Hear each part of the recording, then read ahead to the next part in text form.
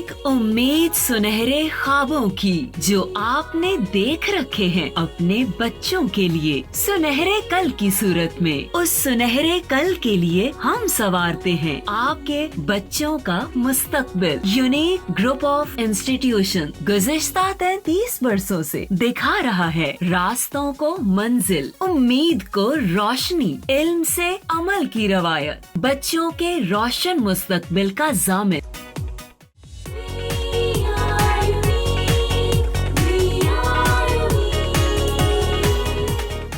बिस्मिल्लाहिर्रहमानिर्रहीम।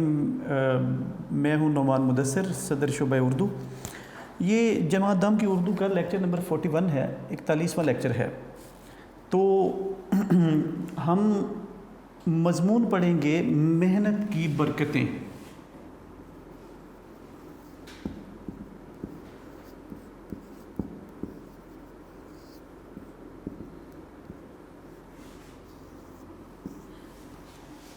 पहले तो वही ज़ाहिर है आप तमहीद बयान करेंगे बेटे कि मेहनत व मशक्क़त ही वो ज़ीना है जिस पर चढ़कर इंसान बुलंदियां और उरूज हासिल करता है। मेहनत और मशक्क़त की बदौलत ही इंसान ने गारों के ज़माने से लेकर आज के जदीद दौर तक का सफ़र तय किया है। मेहनत व मशक्क़त कुदरत का अनमोल तोहफ़ा है। तो इर्तिका की जितनी मंजिलें हैं उन सब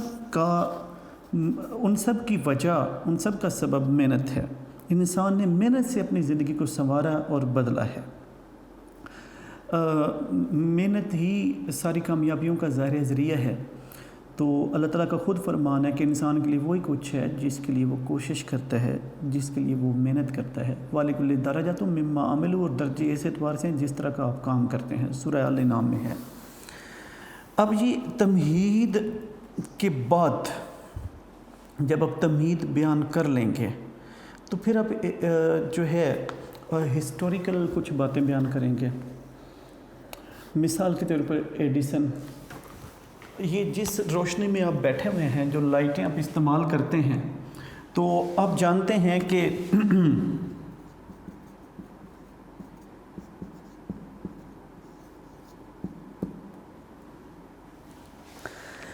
मशहूर है कि एडिसन मुतअद्दिद बार बल्ब बनाने की कोशिशें कर चुका था।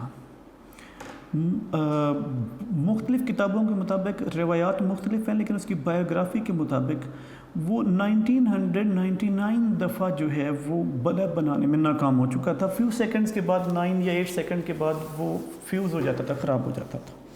तो उसके दोस्तों ने कहा कि तुम 1999 दफ़ा नाकाम हो चुके हो, तो अब बल्ब बनाना बंद कर दो। तो उसका जवाब था कि मैं 1999 ऐसे तरीके जानता हूँ जिससे बल्ब नहीं बन सकता, पीछे चंद ही रह गए होंगे। 2001 अटैम्प्ट थी वो, जिसमें उसने वो बल्ब बनाया जो 72 घंटे तक जलता रहा था, और उसके लिए वो सोया नहीं था। बिलाखिर उसके दोस्तों को उसे सुलाना पड़ा कि हम इस बल्ब के सामने बैठते हैं कि ये कितनी देर तक जलता है।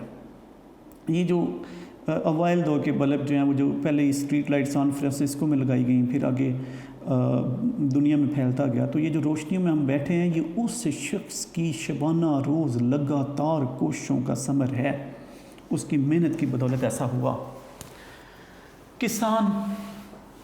किसान मेहनत करता है, वो खेतों में पहुंचता है तो सूरज तुलू होता है, खेतों से वापस आता है सूरज ग़ुरूब हो रहा होता है।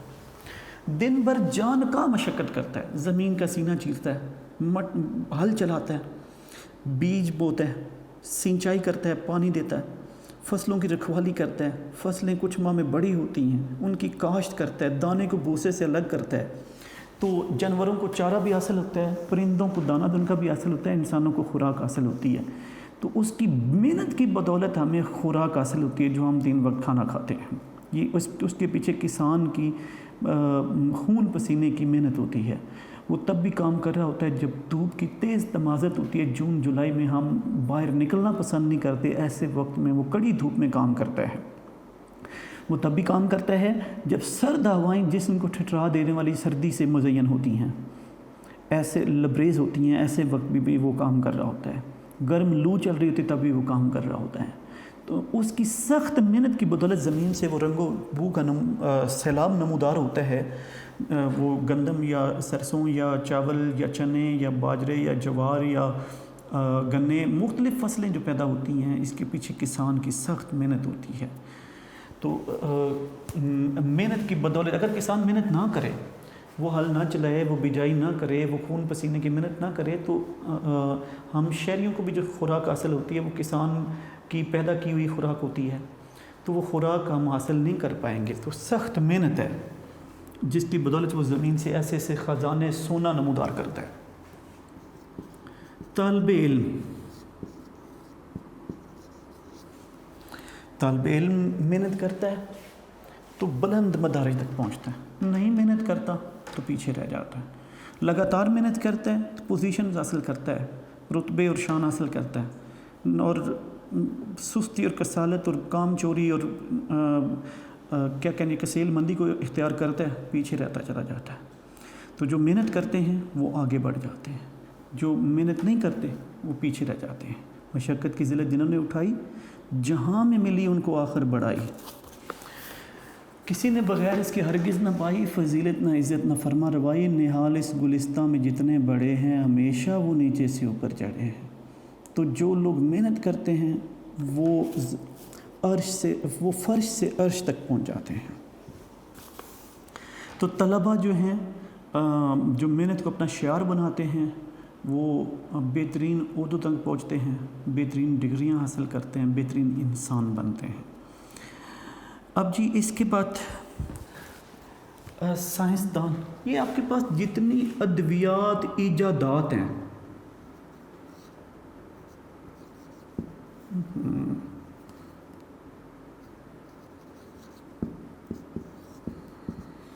آپ کے پاس، بلکہ الگ لکھنا چاہیے تھا، اب بھی اکٹھے نہ لکھ دینا کہیں۔ سائنسدان، آپ کے پاس جتنی ایجادات ہیں، مثلا ایک ایئر کنڈیشنر ہے، مثال کے طور پر یہ پنکھا ہے، مثال کے طور پر یہ جو عمارت سازی کا سارا مٹیریل ہے، یہ پروجیکٹر پڑا ہے، آپ کی بار گھڑی ہے، موٹر سائیکلز ہیں، جتنی ایجادات ہیں، یہ جو کیمرہ ریکارڈنگ کر رہا ہے، یہ جو وائس ریکارڈنگ ہو رہی ہے، یہ ساری ایجادات سائنسدانوں کی لگاتار محنت کی بدولت منصع شہود پر آئی ہیں۔ ادویات ہیں، مثلا ٹائیفائڈ ہوتا ہے، آپ سائپروفلاکسسن کھاتے ہیں، یا آپ سیفٹرائزون کوئی 2 گرام لگواتے ہیں، یا پھر آپ لیووفلاکسسن یا آپ سیفیکسن، مختلف ادویات استعمال کرتے ہیں۔ اب وہ سائنسدانوں نے جانا کہ سالمونیلا جو ٹائیفائڈ پیدا کرتا ہے، اس کو کس طریقے سے اس کی گروتھ روکی جا سکتی ہے یا اس کی کلنگ ہو سکتی ہے۔ آپ کو فلو ہوتا ہے تو اینٹی الرجک یا اینٹی وائرل ٹیمی فلو جیسی وہ ادویات سائنسدانوں کی شبانہ روز محنت کی بدولت ہیں۔ اب بھی جو وبا پھوٹی ہوئی ہے کورونا کی، اس کے لیے جو رشینز نے اعلان کر رکھا ہے، امریکنز نے اعلان کر رکھا ہے، وہ جو ویکسین بنانے کا کام ہو رہا ہے، وہ لگاتار محنت کر رہے ہیں، تو انسانیت اس وبا سے، اس کے اثرات سے بچ سکے گی۔ تو آپ کے ارد گرد جو کچھ ایجادات نظر آتی ہیں، یہ سب خواہ وہ میڈیکل سائنس کی ہوں، خواہ وہ فزکس کی ہوں، خواہ وہ مختلف عمارت سازی ہو، ٹرانسپورٹ ہو، یہ سب سائنسدانوں کی لگاتار شبانہ روز محنت کا نتیجہ ہے۔ انہوں نے محنت کی تو دوسرے انسانوں نے اس کے ثمرات سمیٹے، ان تک فائدے پہنچے، انہوں نے اپنی ذات کو بھی فائدہ پہنچایا اور دوسری انسانیت کو بھی۔ تو یہ محنت ہے جس نے ہماری زندگیوں کو بدل کر رکھ دیا۔ اچھا جی، جرمنی اور جاپان، آپ سب جانتے ہیں کہ 1945 میں دوسری جنگ عظیم کے خاتمے پر جاپان پر امریکہ جنرل میک آرتھر نے قبضہ کر لیا تھا، اور جو جرمنی یا 2 حصوں میں بٹ گیا تھا، ایسٹرن جرمنی بن گیا تھا الگ، جس پر رشیا کا قبضہ ہو گیا تھا۔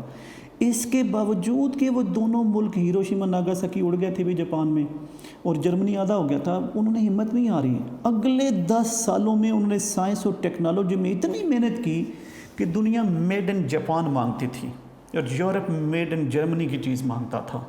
ایسی انہوں نے مختلف ہوم اپلائنسز سے لے کر ٹرانسپورٹ تک، میڈیکل ایکوپمنٹ سے لے کر میڈیسنز تک، مختلف چیزیں ایسی محنت کی بدولت تشکیل دے دیں، اتنی معیاری، پائیدار، مضبوط، کہ کہ لوگ ہم ابھی بھی میڈ ان جاپان پر تکیہ کرتے ہیں، اسے پائیدار مضبوط چیز مانتے ہیں۔ جرمنی کی اشیاء کی یورپ میں وہی مانگ ہے جو ایشیا اور مڈل ایسٹ میں جاپان کی اشیاء کی ہے۔ تو انہوں نے ہمت نہیں ہاری، تباہ حال ہونے کے باوجود، مغلوب ہونے کے باوجود محنت کی بدولت مقام پیدا کیا، نام پیدا کیا۔ تو محنت کی بدولت اپنی قوموں کو دوبارہ اپنے پاؤں پر کھڑا کر دیا۔ خوشحال ترین وہ G8 اب روس کے نکلنے کے بعد G7 کہلاتا ہے، تو وہ اس گروپ میں یعنی بڑی معیشتوں میں وہ دونوں ملک شمار ہوتے ہیں۔ انہوں نے یہ کام محنت کی بدولت کیا۔ اچھا جی، تحریک پاکستان،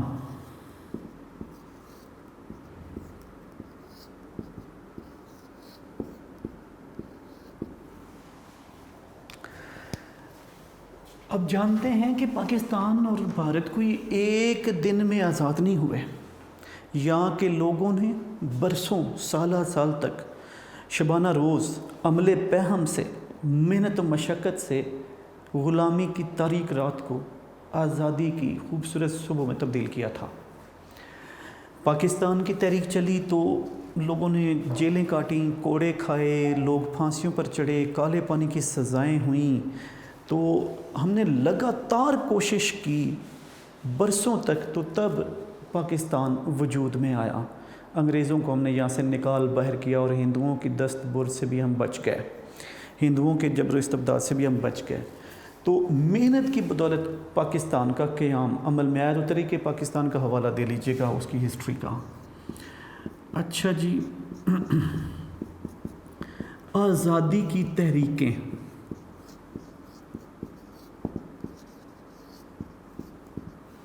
آپ جانتے ہیں کہ امریکہ 1774 میں آزاد ہوا، وہاں بھی یہ یو کے والے انگریز تھے، اور آخر میں کسانوں نے وہاں تحریک چلائی تھی، عوام نے تحریک چلائی تھی، اور فرانس کسی حد تک مدد کے لیے وہاں گیا تھا۔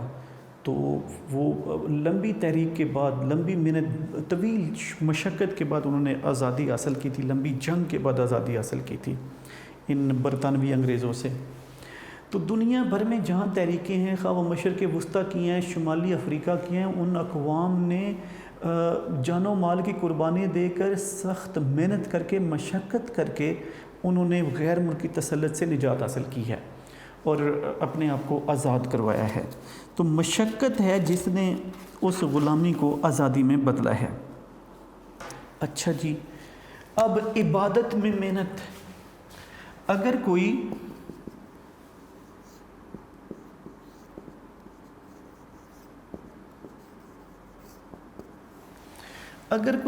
دیکھیں، اب نماز ہے، اگر آپ یوں ہی اس کو روایتی طور پر پڑھ دیں گے، خشوع و خضوع کا مظاہرہ نہیں کریں گے، عبادت میں محنت نہیں کریں گے، تو اللہ کا قرب حاصل نہیں کیا جا سکتا۔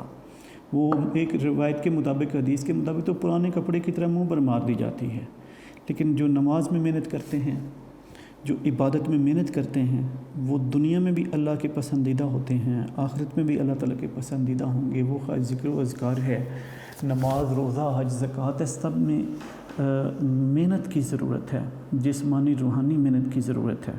تو تبھی آپ اس میں روحانی بالیدگی بھی حاصل کرتے ہیں اور مدارج بھی حاصل کرتے ہیں۔ یہاں پہ آپ کو پتہ ہے کہ 1526 میں ظہیر الدین بابر آیا تھا، 1206 میں یہاں پہ قطب الدین ایبک صاحب آئے تھے۔ تو انہوں نے طویل سخت محنت والی جنگوں کے بعد ہندوستان پر یہاں حکمرانی حاصل کی تھی اور یہاں حکمران بنے تھے۔ تو ایسے نہیں تھے کہ وہ سینٹرل ایشیا سے آئے اور یہاں آ کے تخت پر بیٹھ گئے تھے۔ تو 12,000 فوج کے ساتھ بابر نے یہاں ابراہیم لودھی کی کوئی لاکھوں کی فوج کو شکست دی تھی۔ تو اس کے پاس اگرچہ اکوپمنٹ کافی اچھا تھا، تو خانہ بھی تھا اور بندوقوں کا استعمال بھی پہلی دفعہ اسی لڑائی میں ہوا اور برِ صغیر میں۔ تو پانی پت کی پہلی لڑائی کہلاتی ہے 1526 کی۔ تو البتہ یہ ہے کہ اس میں اس کی سخت محنت اور جنگی چالوں کا بڑا عمل دخل تھا، اس کی جوانوں کی سخت تربیت کا بڑا عمل دخل تھا۔ تو وہ بڑی محنت کے بعد یہاں پہ حکمران بنے تھے۔ امریکی صدر جو ابراہم لنکن ہے،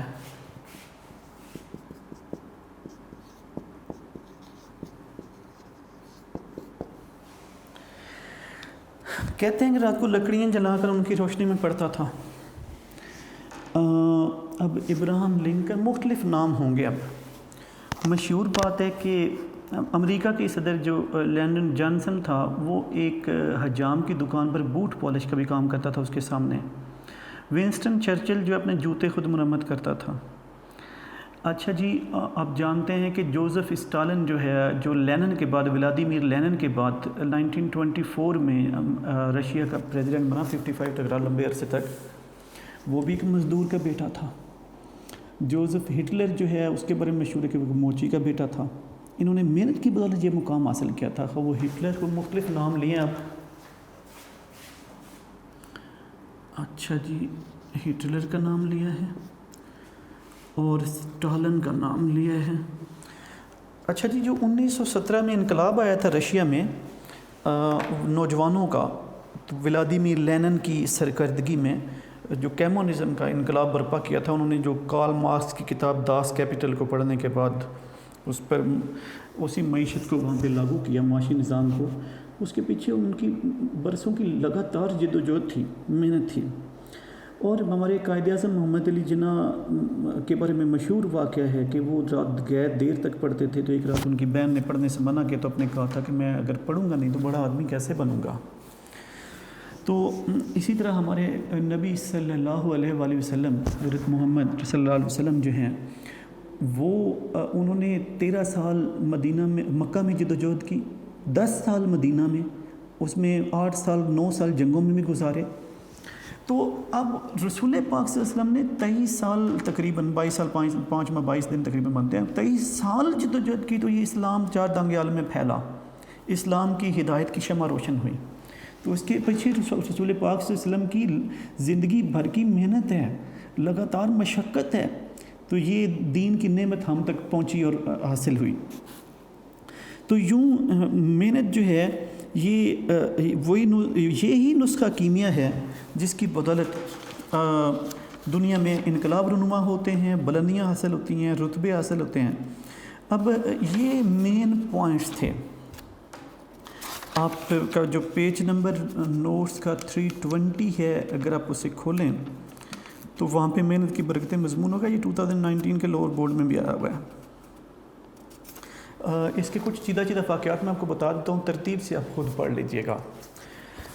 ایک شخص جو ہے رسول پاک صلی اللہ علیہ وسلم کے پاس آیا تھا اور کہا تھا کہ مجھے کچھ عطا کیجیے، تو آپ نے کہا تھا تمہارے پاس کچھ ہے؟ تو اس نے کہا ایک کمبل، حضور نے فرمایا اسے بیچ کر کہ رسی اور کلاڑی خریدو۔ اب وہ جب رسی کلاڑی لے کر آیا تو آپ نے کہا جنگل سے لکڑیاں کاٹو، انہیں رسی میں باندھو اور بازار جا کر بیچ دو۔ کچھ عرصے بعد وہ آیا تو اس نے کہا جی آپ نے مجھے اچھا راستہ دکھایا ہے، میں بھیک مانگنے کے بجائے میرے پاس اب محنت کے سبب بہت سے سکے جمع ہو گئے ہیں۔ تو یہ ہے محنت کی عظمت۔ پھر وہ رسول پاک کی زندگی کے واقعات ہوں گے، وہ جو انہوں نے 56 غزوات میں بنفس نفیس شرکت کروائی تھی اور 56 سرایہ یا جنگی مہمات روانہ کی تھیں۔ طالب علم کی مثال ہوگی، وہ ہم نے آپ کو بتایا ہے۔ اس کے بعد انبیاء کرام کی کچھ واقعات ہیں۔ آپ کو پتہ ہے حضرت آدم بھی کھیتی باڑی کرتے تھے، حضرت ادریس علیہ السلام کپڑے سیتے تھے، حضرت نوح علیہ السلام نے کشتی بنائی تھی، حضرت ہود تجارت کرتے تھے، حضرت ابراہیم کھیتی باڑی کرتے تھے، حضرت یعقوب علیہ السلام، حضرت شعیب علیہ السلام، حضرت موسیٰ علیہ السلام بھی کاشتکاری بھی کرتے تھے اور جانور بھی چراتے تھے، حضرت داؤد علیہ السلام زرع بناتے تھے۔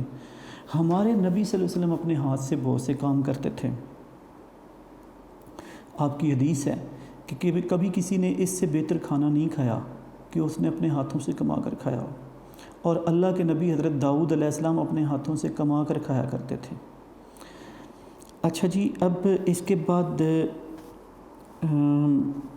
یعنی مشہور قول درج ہوگا کہیں کہ خوش قسمتی کیا ہے، محنت کی اولاد ہے۔ اب بادشاہوں کی مثالیں آپ کو دے دی ہیں، تو قرآن مجید میں ارشاد ہے ان اللہ یغیرکم، اللہ تعالیٰ کسی قوم کی حالت اس وقت تک نہیں بدلتا جب تک کہ وہ قوم اپنی حالت کو خود نہیں بدلتی۔ تو قومیں اپنی حالت کو خود بدلنے کی کوشش کرتی ہیں تو بدلتی ہیں، جیسے کہ پاکستان میں بدلی، جیسا کہ شمالی افریقہ کے قوموں نے حالت بدلی، جیسا کہ امریکنز نے آزادی حاصل کی۔ تو آزادی کے لیے محنت مشقت کرنا پڑتی ہے۔ اچھا جی، جدید قوموں کی مثال، مثلا ہمارے پاس جو جدید قومیں ہیں جیسے کہ امریکہ ہے، ترقی یافتہ اقوام،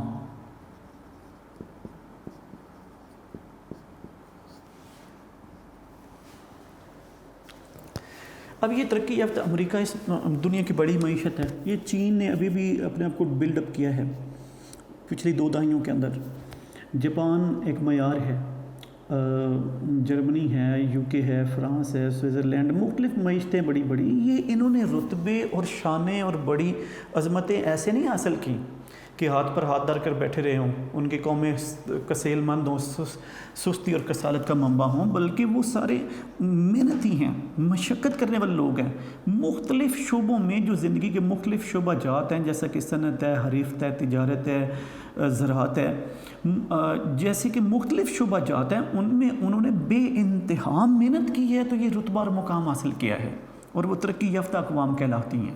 تو جنہوں نے محنت کی ہے وہ اس اعتبار سے آسمان دنیا پر موجود ہیں، اور جنہوں نے محنت نہیں کی وہ تیسری دنیا کی قسم پرسی والی اقوام کہلاتی ہیں۔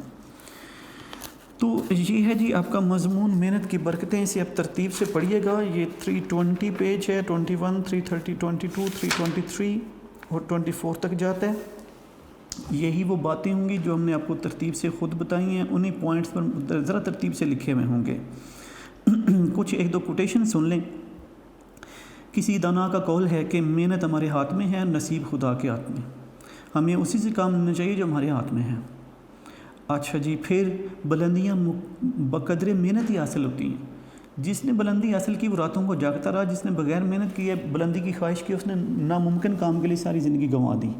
یعنی مطلب کیا تھا کہ محنت کی بدولت ہی سب کچھ حاصل ہو سکتا ہے۔ تو بے محنت پہم کوئی جوہر نہیں کھلتا، روشن شرر تیشہ سے ہے خانہ فرحات۔ اچھا جی، میں تجھ کو بتاتا ہوں تقدیر امم کیا ہے، شمشیر و سنا اول طاؤس و رباب آخر۔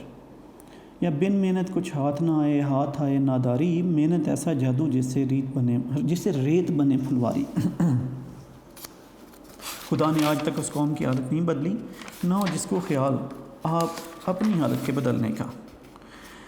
وہی لوگ پاتے ہیں عزت زیادہ جو کرتے ہیں دنیا میں محنت زیادہ، نہال اس گلستہ میں جتنے بڑے ہیں ہمیشہ وہ نیچے سے اوپر چڑھے ہیں، جو محنت کرے ہو وہی سرفراز ہے، محنت میں انسانوں کی عظمت کا راز۔ تو اس لیے جی عمل سے زندگی بنتی ہے، جنت بھی جہنم بھی، یہ خاکی اپنی فطرت میں نہ نوری ہے نہ ناری ہے۔ یا توکل کا یہ مطلب ہے کہ خنجر تیز رکھ اپنا، نتیجہ اس کی تیزی کا مقدر کے حوالے کر۔ میدان زندگی میں نہیں بیٹھنے سے کام، گر پاؤں ٹوٹ جائیں تو سر کے بر چلو۔ یہ ہے جی آپ کا محنت کی برکتیں، کچھ اشعار اس میں شامل کیجیے گا، تو اس طریقے سے ترتیب سے آپ خود بھی لکھ سکتے ہیں اور وہاں سے ترتیب سے پڑھ بھی لیجیے گا۔ تھینک یو ویری مچ، امید ہے آپ نے اچھی طریقے سے تیاری کر لی ہوگی۔ اب اسی لیکچر میں اگلا ایسے پڑھیں گے۔ جو اگلا مضمون ہم پڑھیں گے وہ ہے حب وطن۔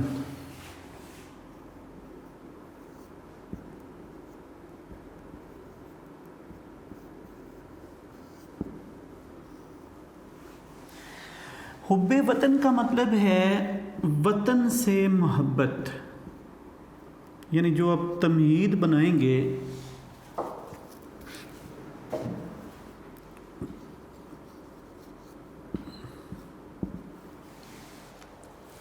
وطن سے محبت، انسان جہاں پیدا ہوتا ہے، جہاں کھیلتا ہے، پڑھتا ہے، جوان ہوتا ہے، جہاں اس کے دوست اور اعزاء اقارب ہوتے ہیں، جس ماحول میں پیدا ہوتا ہے، جس خطے میں پیدا ہوتا ہے، تو ان جگہوں سے انسان کو لگاؤ ہو جاتا ہے، وہی اس کا وطن کہلاتی ہیں۔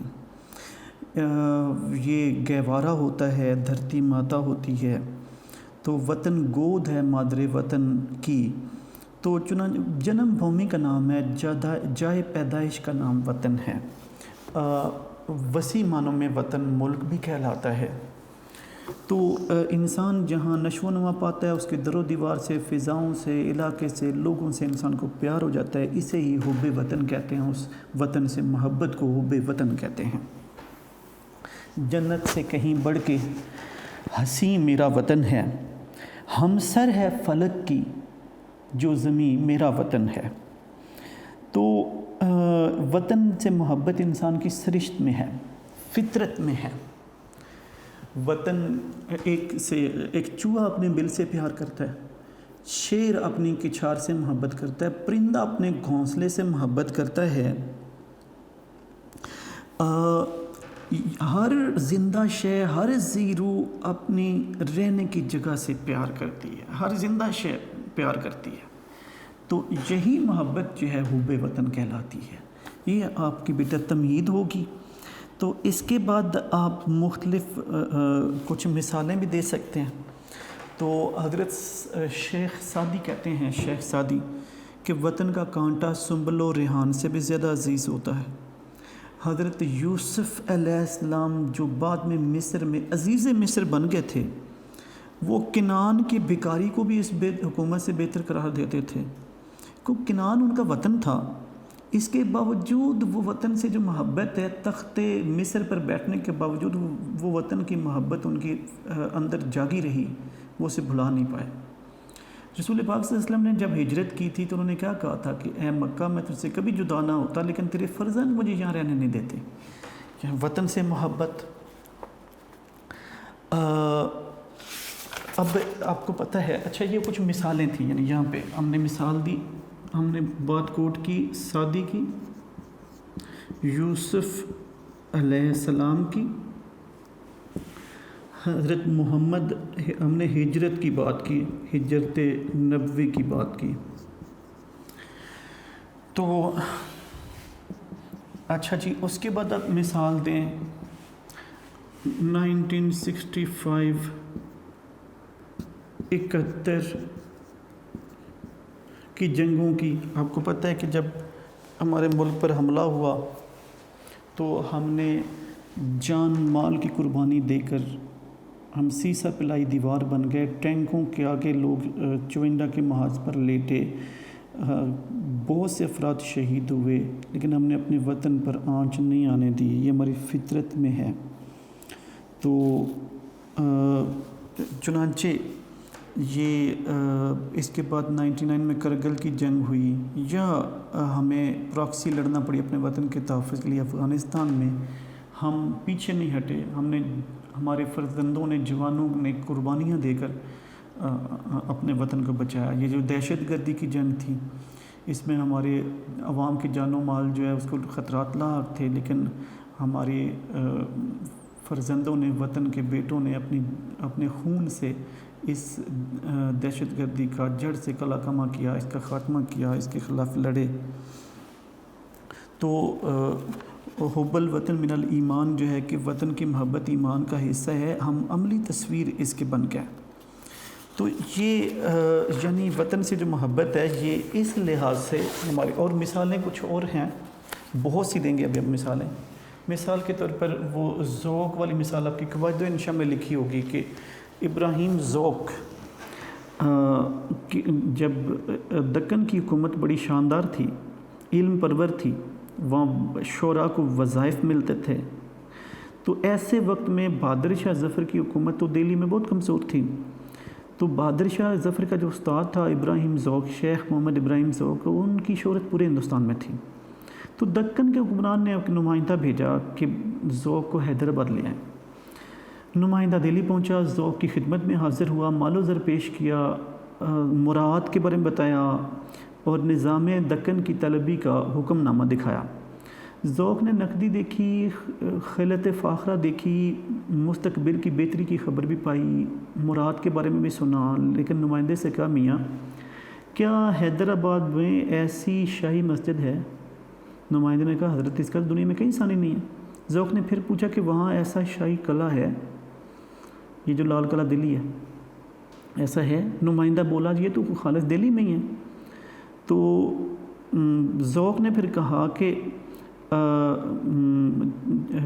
کہتے ہیں جی کہ ذوق نے کہا جی جہاں دلی جیسی کوئی چیز موجود نہیں ہے، اس کے لیے میں اپنا وطن چھوڑ نہیں سکتا، جائیے گرچہ دکن میں بہت ہے آج کل قدر سخن، کون جائے ذوق پر دلی کی گلیاں چھوڑ کر۔ تو ذوق کہتے ہیں کہ میں پھر دلی کو چھوڑ نہیں سکتا، یعنی جہاں انسان رہتا ہے در و دیوار سے محبت ہو جاتی ہے۔ اچھا جی، پھر اس کے بعد وہ جیسے کہ ہم نے محنت کی برکتوں میں مثال دی تھی، جرمنی اور جاپان، آپ کو پہلے اس محنت کی برکتیں والے مضمون میں بتایا تھا کہ ان پر 1945 میں جاپان پر general MacArthur American general حاکم بن گیا، جرمنی کے 2 ٹکڑے ہو گئے، لیکن لوگوں نے ہمت نہیں ہاری، پہلے تو وہ اپنے تحفظ کے لیے لڑے، پھر انہوں نے اپنے آپ کو مخصوص شعبہ جات میں، آپ کو پتہ وہاں فوج رکھنے پر پابندی لگی تھی، ان کو 50 سال تک تو جاپان پر پابندی تھی فوجی طاقت رکھنے پر، تو یعنی 95 میں آ کے وہ پابندی شاید ہٹی تھی جاپان سے۔ تو اس کے باوجود انہوں نے صنعت و رفت میں دوسرے شعبوں میں اتنی محنت کی کہ انہوں نے اپنے وطن کو دوبارہ عروج پر وہ لے گئے، اور لوگ ان کی وطن کی بنی ہوئی چیزیں مانگتے تھے۔ تو یوں یعنی انہوں نے پھر اپنے وطن سے محبت تھی تو اس کو دوبارہ عروج تک لے کے گیا۔ وہ امریکہ کی مثال دی تھی، تو وطن سے محبت تھی تو وہاں کے عام افراد نے، کسانوں نے، دہقانوں نے وہاں پہ آزادی کی تحریک چلائی۔ 1774 میں پھر ان برطانوی انگریزوں سے آزادی حاصل کی، تو وطن سے محبت اور مشقت کی بدولت ایسا کیا تھا۔ پھر جی آزادی کی تحریکیں دنیا بھر میں جہاں بھی جو ہے وہ چلی ہیں، ان کے پیچھے ظاہر وطن سے محبت ہے۔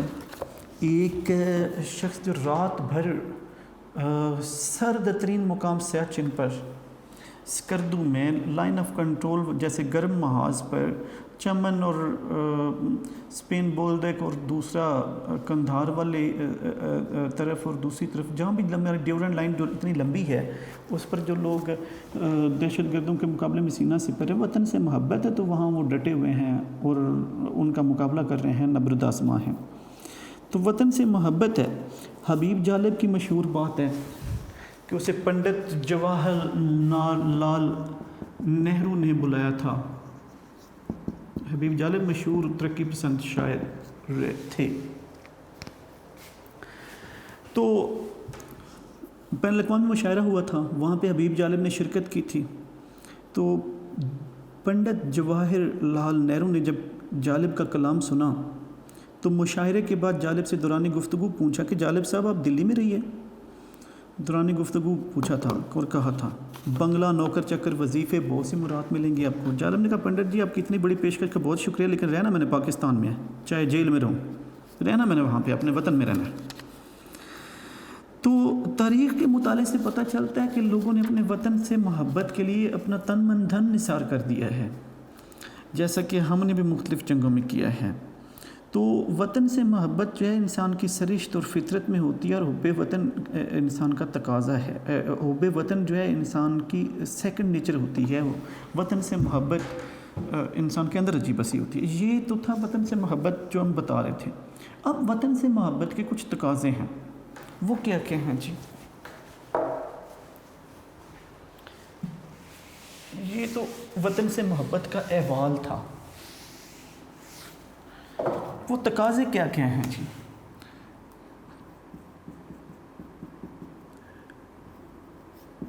لسانی، مذہبی، سیاسی، گروہ بندی سے گریز کرنا، تاکہ وطن کی وحدت پارا پارا نہ ہو، یا ٹکڑوں میں نہیں بٹنا چاہیے، شیعہ سنی بریلوی وابی کا تعصب نہیں ہونا چاہیے، اسی طرح نسلی تعصب نہیں ہونا چاہیے، رنگ کا تعصب نہیں ہونا چاہیے، سرائکی اور بلوچ اور پشتون اور ہزارہ کا تعصب نہیں ہونا چاہیے، مہاجر اور سندھی کا تعصب نہیں ہونا چاہیے۔ تو تعصبات سے، گروہ بندیوں سے ملک کمزور ہوتا ہے، دنیا کا کوئی ملک ہی کیوں نہ ہو۔ تو گروہ بندی سے گریز کرنا اور اتحاد اور یکجہتی اور یگانگت اختیار کرنا، یونائٹڈ وی اسٹینڈ، ڈیوائیڈڈ وی فال، تو یہ وطن سے محبت کا پہلا تقاضا ہے کہ وطن سے محبت کرنی ہے، اس کی وحدت کو پارا پارا کرنے والے کام نہیں کرنے۔ نمبر 2، وطن کا مفید شہری بننا، یعنی ایسا شہری بننا جو قانون اور ضابطوں کے مطابق چلتا ہو، اپنی ذات کی خوشحالی کے ساتھ وطن کی خوشحالی کا خیال رکھتا ہو، معاشرے کے لیے مفید ہو، لوگوں کے لیے مفید ہو، نہ کہ اس کے لیے نقصان دہ، غدار اور ایسا شہری بن جانا جو وطن کو نقصان پہنچائے۔ پھر جی بہترین تعلیم و تربیت حاصل کرنا۔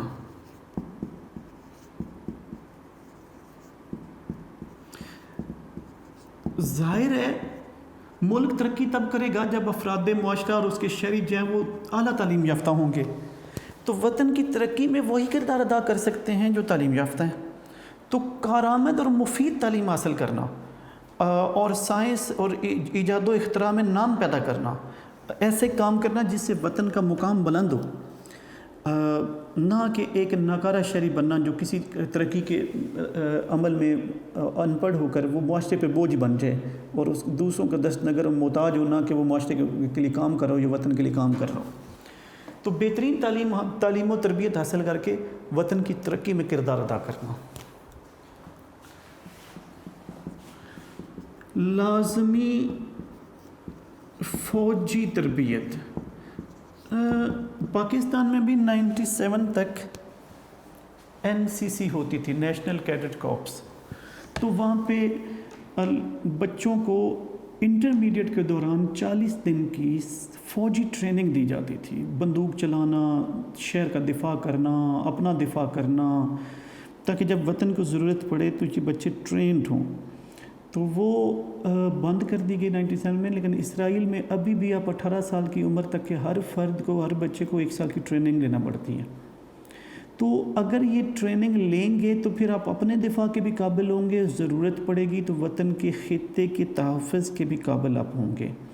تو فوجی تربیت حاصل کرنا چاہیے، یہ وطن سے محبت کا تقاضا ہے۔ جب اس پہ کڑا برا وقت آ جائے، ہندوستان ہم سے کئی گنا بڑی فوج رکھتا ہے، کئی گنا بڑا ملک ہے، ہم یہاں اسٹریٹجیکلی تصویراتی اعتبار سے ایسے خطے میں موجود ہیں جہاں عالمی اقوام کے بڑے مفادات ہیں، ان کی انٹرسٹس ہیں، تو ہمیں ان کے درمیان ان کا ترنے والا نہیں بن جانا چاہیے، بلکہ اپنے دفاع کے قابل ہونا چاہیے اور اپنے ان کی مفادات سے اشتراک اگر ہمارا ہے تو اس سے فائدہ اٹھانا چاہیے، نہیں تو ان کے سامنے سیسا پلائی دیوار بننا چاہیے۔ پھر دوسرے شہریوں کا ہمدرد اور غم گسار بننا، یعنی وطن میں جو دوسرے شہری موجود ہیں ان کا ہمدرد غم گسار بننا، قدرتی آفات آ جائیں تو ان میں مدد کرنے والا پہنچنا، سیلاب آ جائیں، زلزلے آ جائیں، وبائیں پھوٹ پڑیں تو مدد کرنے والا بننا، دوسروں کا ہاتھ بننا۔ تو یہ سچا محب وطن شخص وہی ہوتا ہے جو خود غرضی نہیں رکھتا بلکہ وہ دوسروں کا ہمدرد اور غم گسار بنتا ہے۔ پھر غیر قانونی کام نہ کرنا جس سے ملک کو نقصان ہوتا ہے، مطلب سمگلنگ ہے، ذخیرہ اندوزی ہے، گراں فروشی ہے، بوران جیسے چینی آٹے کے پیدا کر کے ان کی مہنگائی میں اضافہ کر دینا، ان چیزیں مہنگی کر دینا، ذاتی مفاد حاصل کرنا اور اجتماعی مفاد کو قربان کر دینا اور لوگوں کو نقصان پہنچانا، ملک کو نقصان پہنچانا، یہ نہیں ہونا چاہیے۔ تو یعنی اسی طرح اور جو لا قانونیت کے جتنے کام ہیں، چوری ڈاکہ ہے یا دہشت گردی ہے یا غداری ہے یا دوسری ایجنسیوں کا اعلیٰ گھر بننا ہے، بردہ فروشی ہے، بردہ فروشی میں بچے اغوا کر کے، لوگوں کو اغوا کر کے ان سے کام لینا، ایسا کوئی کام نہیں ہونا چاہیے۔ اگر آپ وطن سے سچی محبت کرتے ہیں تو وطن کے ماحول کو خراب کرنے کا باعث نہیں بننا چاہیے بلکہ اس کا ایک مفید اور اچھا شہری ہونا چاہیے۔ اچھا جی، اوپر ذکر کیا تھا تعصبات سے بچنے والی بات ہو گئی تھی۔ اچھا، پھر وطن سے محبت کا جو تقاضا ہے وہ یہ کہ